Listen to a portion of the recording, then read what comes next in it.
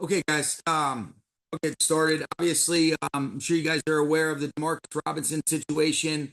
Did speak with him yesterday. We're gathering all the appropriate information, and I'll let the legal process kind of take place. And do want to acknowledge that we were made aware of it. What you've seen out there is accurate, and then we'll proceed as we gather more information accordingly. As far as injuries are concerned, we came out of the game pretty clean. Just typical bumps and bruises, and then do expect to get Rob Havenstein back, and then we will expect to be able to have Tyler Higbee start practicing as well. So that's a positive thing for us. Adam? Adam? Sean, what can you tell us about your conversation with Demarcus yesterday? Just that he shared, what had occurred. Obviously, we expect better from him, and then want to continue to gather all the appropriate information, with the legal things that are involved in that. But just being made aware of that situation, and we obviously have higher standards for what we expect of him, and in the decision-making process as those things are concerned. When you see in the report the allegedly driving in excess of 100 miles per hour, just what is the level of concern for you and the organization? I want to gather all the appropriate facts. I did see that. I want to be able to gather all the appropriate facts from, the total report and see what that is, and then be able to move forward accordingly. But always have safety and good decision making in mind, and that certainly is concerning. Do you expect him to play on Sunday? What we're going to see. I want to be able to gather all the appropriate information before I, commit to something one way or the other. But I do know that we've made the league aware.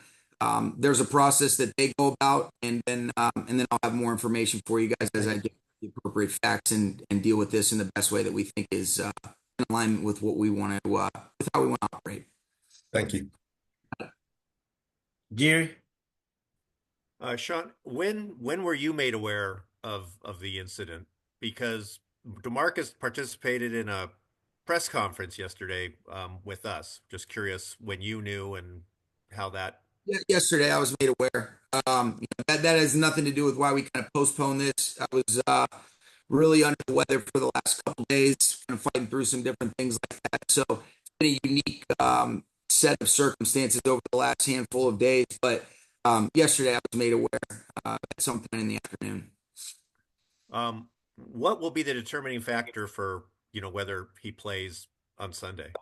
I want to be careful to commit to anything. I want to gather all the appropriate facts. Every single situation, it's his own separate entity.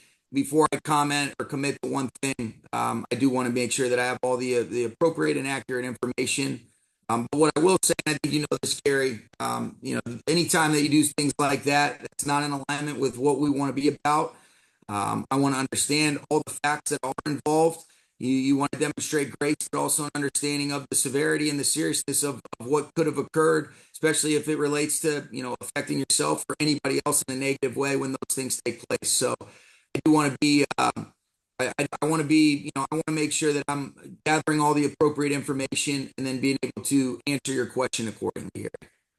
And then, you've been the coach for nearly 8 seasons, and for the organization, you really haven't had too many incidents like this. We have not. Why do you think that is, and does that make this, even more surprising? I think we've had guys that have made pretty consistent good decisions, and what I don't think is anything that's perfect by any stretch. I think every single one of these situations is its own separate entity. I do believe that DeMarcus has a good heart and never would have any ill intentions. And clearly there was a decision that's not in alignment with the things that we want to be about. I know he was remorseful about that. But I think it's been good that we have had few and far between conversations of this nature. I am grateful that nobody was injured or harmed in the process of this.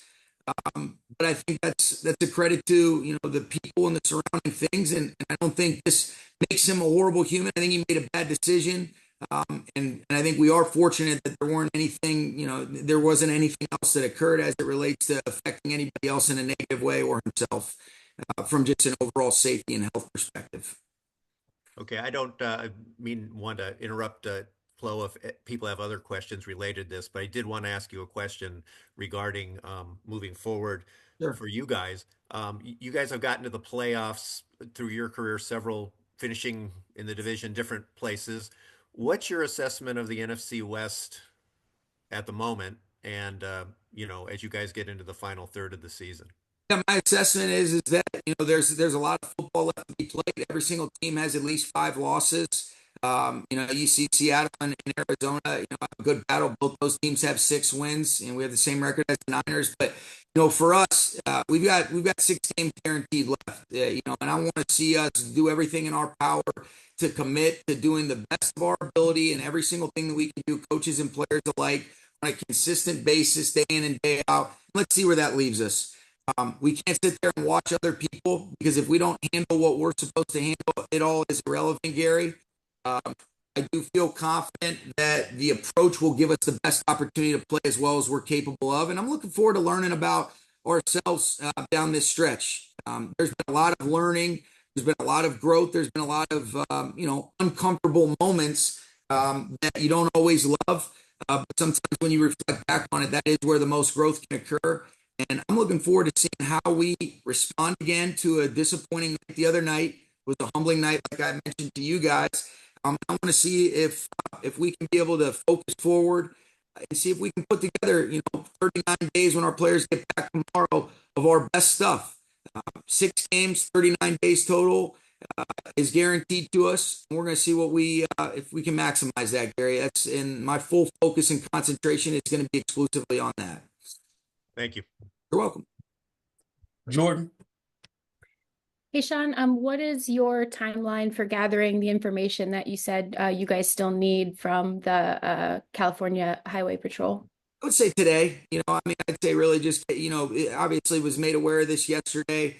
There's a lot of different things that you're dealing with and what can be handled in the immediacy of it. So I would like to think by today we'll have the appropriate information and be able to move forward accordingly. And it might be something about letting the legal precedent take place and see what that means, and we'll keep it moving. But I want to make sure that I have all the appropriate information that's accurate and on par with what my conversation was with Demarcus, and then the other things that we'll gather as well. And then you said you guys alerted the league to the situation. So just as a point of clarity, do they work on a separate timeline in deciding what will happen? That's my understanding. And again, I will. What I'll be able to do tomorrow when we reconnect is have a lot more clarity as it relates to his status, how we'll move forward, and things of that nature, while still being respectful of, obviously, as you guys know, the legal process is a much more patient, deliberate process. I won't want to get into the specifics of the semantics as it relates to that, but I will give you clarity on, how we're approaching it, as it relates to Demarcus and his status with our group moving forward. And because the legal process is still ongoing, I don't want to overspeak, but in general, when a player does find himself in a situation where he should not be behind the wheel of a car, or even suspects he should not be behind the wheel of a car, what is y'all's protocol as a team, and are players adequately informed of those resources if you have them? Yeah, I believe so. There's drivers, there's driver services available at their disposal. There's different things, through people that we put in charge of that from a, just an overall player, just overall player development perspective. So yes, our players are educated on those things to avoid those circumstances. And unfortunate. And does that happen at the beginning of the year when you guys have your meetings? How is that? Yeah, that's part of the onboarding process and just the overall education and the continued communication that's required. Thanks, Sean. You're welcome. Sarah. Sean, so just to clarify, was Demarcus in the building yesterday when expected, and you didn't know anything was wrong in the morning when he was in there? He was here yesterday. That's correct. And then a very different question. Is there a chance Tyler Higbee plays this week? I think that'd be presumptuous. He's made amazing progress, Sarah. I think we want to get him out on the practice field. He provides such a great leadership, such a great spark for us in a variety of ways. I don't know that this week would be the week that he would return, but for him to even be back out on the practice field and starting his clock is a real, credit to him, to our medical staff and just to the overall resolve and resilience of that individual who I have a lot of love and respect for. And then is there a chance Rob plays?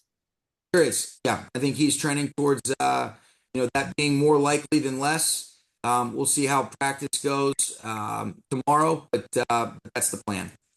Thank you. You're welcome. Thanks, Coach. All right. Thank you, guys.